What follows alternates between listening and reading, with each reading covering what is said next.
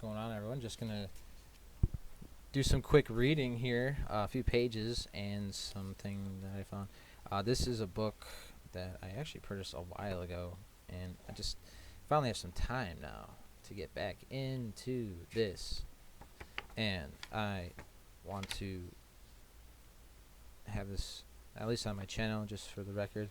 This is made by the Press Syndicate of the University of Cambridge, the Edinburgh Building, Cambridge, CB2 2RU, United Kingdom.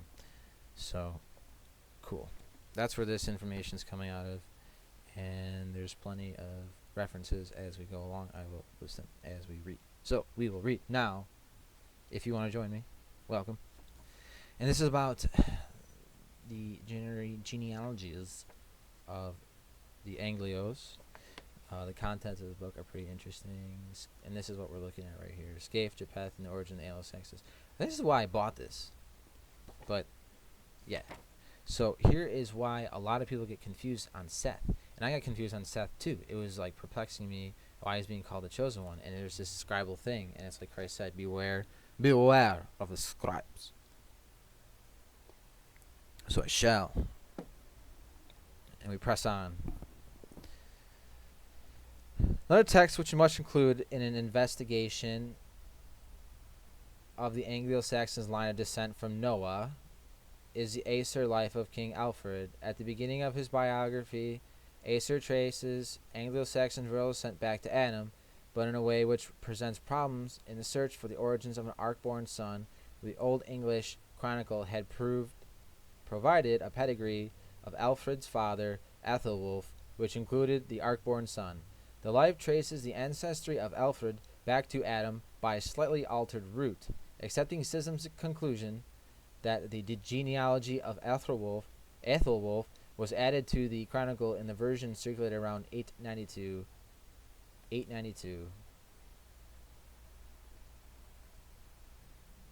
51. See, Scism, Anglo-Saxon Royal Genealogies, page 321. Okay, I might do that later. But the life, a document contemporary with a post dating this genealogical invention, not only omits ark birth as a characteristic of this fourth son, but renames him as Seth, son of Noah.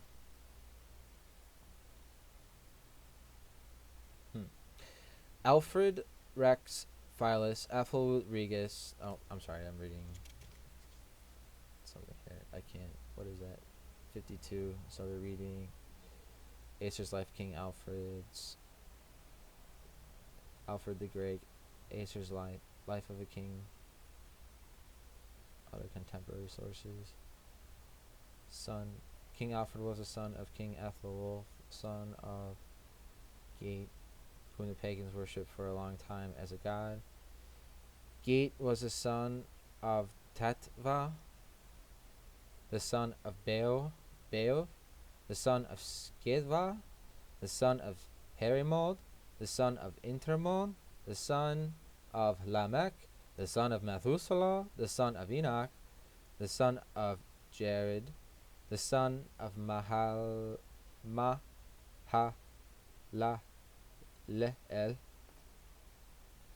the son of Canaan, the son of Enos, the son of Seth, the son of Adam.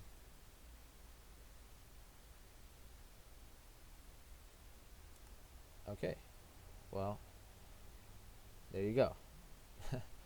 Schism accounts for this variation, Seth, for Sceafa as a scribal error, which may well be the case. He claims that making Seth a son of Noah is unlikely to have been Acer's own work, but argues that it has represented scribal confusion involving Japheth. A careless scribe may have submitted Seth for Sceafa. Schism only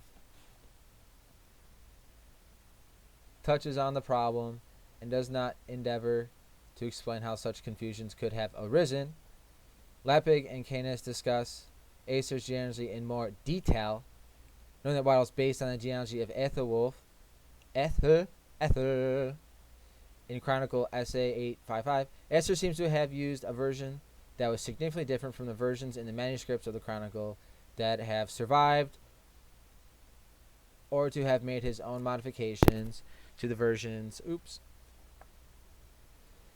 in front of him in light of other information. However, the statement that Acer Seth, son of Noah, corresponds to Sem of Luke 3:36, 8, Genesis 5:32, needs qualifying, as it is more likely that the Anglo-Saxons and the Welsh would have named Japheth, Yapate, the progenitor of the Europeans, as their ancestor.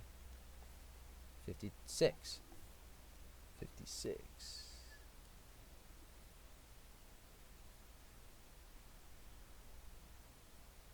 Finds and Lapig, Alpha the Great, page 229. Oops. Hold on a second. Gotta adjust. So I get for looking up.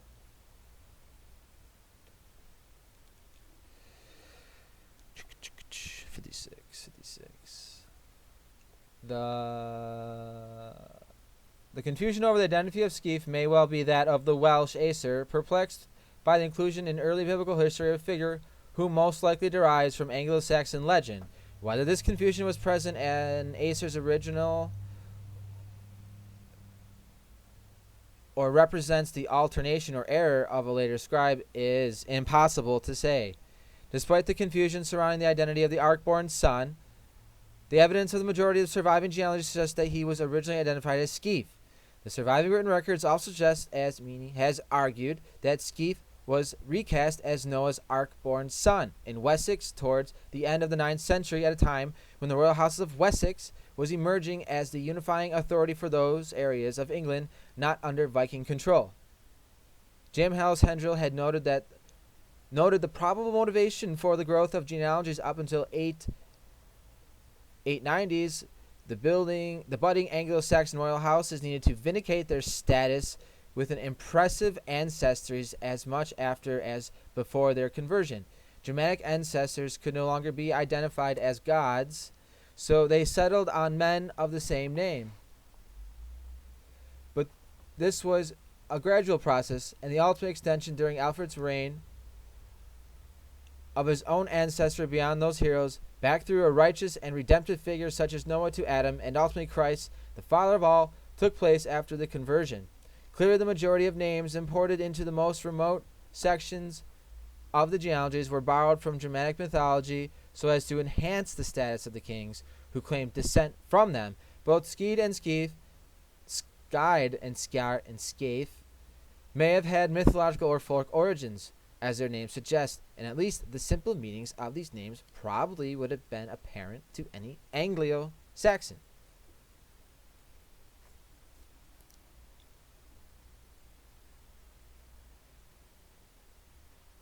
I wish this would focus. Sorry, I think it's kind of crude on my channel. I don't have the tools. Actually, I do. Okay, 61. I'm trying with my fingers so I don't lose my place. No evidence. No evidence survives of a folk tradition associating the harvest with a hero named Sceafa. Among the Anglo-Saxons, though there is evidence of various customs focused on the harvest sheaf, including one with associated with a shield. Windsor records the name Sceafa for a king of the Lombards, suggesting there may have been poetry associated with the name, which could have made a link with Noah, more or less obvious to an Anglo-Saxon who read the name in the genealogies. That's what I mean. It's like adjustments. These adjustments to... The Lombards themselves seem to have been unaware that they had been ruled by a king called Sceafa, though Paul and Deacon records that they believed themselves to have originated in Scandinavia. But where did the genealogies of the House of Wessex find a tradition of an Ark-born son of Noah? And why did they identify him with Sceafa? I don't even know if I'm saying that right. Anyways, such an invention clearly contradicts explicit biblical authority. The book of Genesis is unequivocal on the number of sons Noah had before and after the flood, and leaves little room for those who would imagine the birth of another during the flood. It might be supposed that the Anglo-Saxon invention of a fourth son born in the ark would rest on some Christian tradition. However unorthodox, Thomas Hill has suggested that the ark-born son had his origin in the apocryphal fourth son of Noah found in the Apocalypse of Pseudo-Methodius, a work found in Latin and Greek versions. I might have that. I have these books, so who knows? I'll look for it. Another video.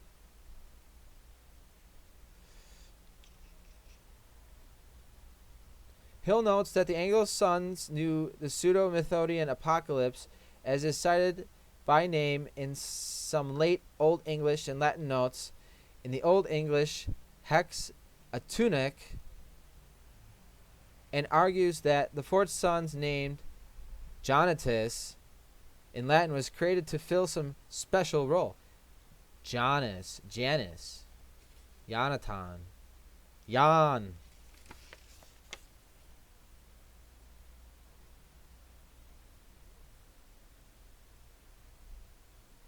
Come on, focus.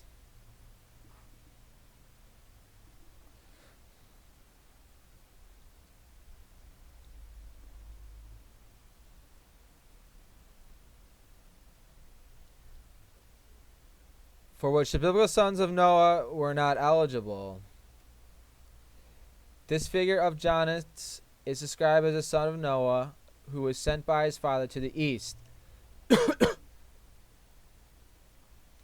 He therefore was not implicated in the building of the tower at Babel, and he received esoteric wisdom directly from God. Hill quotes from the Latin translation of Pseudo-Methodius describing Janus' journey to the east. Janus, the janitor. 67.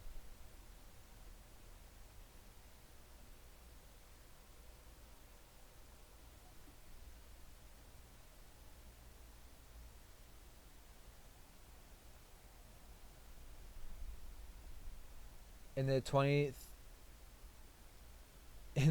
year 2300 year from Adam, 300 year from the third millennium, Noah gives gifts to his son Janus, and sends him into the land of Eoam. And after the death of Noah in the 690th year of the same third millennium of years, the son of Noah ascended from the land of Eoam, and built for themselves a tower in the land of Sennaar. And there were the languages divided, and they were scattered over the face of the earth. By the fake Seth, by fucking that dude, fucking Nimrod. We didn't start the fire, but it's always burning till the world's been turning. Woo! Earth. Jonatus. See, doesn't it feel good to be vindicated? Fuck yeah. I don't even have to read anymore.